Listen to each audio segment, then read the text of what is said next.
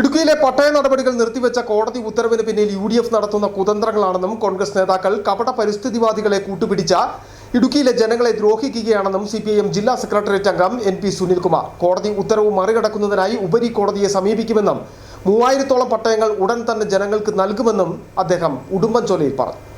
ഇടുക്കി ജില്ലയിലെ ഉടുമ്പൻചോല ദേവികുളം താഴെ വടക്കം വരുന്ന മേഖലകളിൽ താമസിക്കുന്ന ജനങ്ങളും കേരളത്തിലെ ജനങ്ങളാണ്. കേരളത്തിലെ ജനങ്ങൾക്കുള്ള എല്ലാ അവകാശങ്ങളും ഇടുക്കി ജില്ലയിൽ താമസിക്കുന്ന സാധാരണ ജനങ്ങൾക്കുമുണ്ട്. അതുകൊണ്ട് തന്നെ അവർക്ക് പട്ടയം എന്ന് പറയുന്നത് വളരെ അത്യന്താപേക്ഷിതമാണ്. ആ പട്ടയം കൊടുക്കുക തന്നെ വേണം.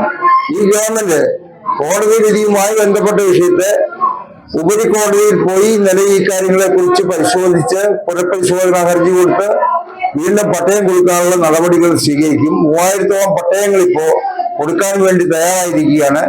അത് ഈ തെരഞ്ഞെടുപ്പുമായി ബന്ധപ്പെട്ടുകൊണ്ട് നിർത്തിവെക്കുന്നതിന് വേണ്ടി UDF നടത്തുന്ന തന്ത്രങ്ങളുടെ ഭാഗമാണ്. UDF നേരിട്ടല്ല കേസ് കൊടുക്കുന്നതെങ്കിലും അവരെ കപട പരിസ്ഥിതിവാദികളെയും മറ്റുള്ളവരെയും വെച്ചുകൊണ്ട് കൊടുക്കുന്ന അത് തടസ്സപ്പെടുത്താൻ വേണ്ടി നടത്തുന്ന പരിശ്രമത്തിന്റെ ഭാഗമാണ്.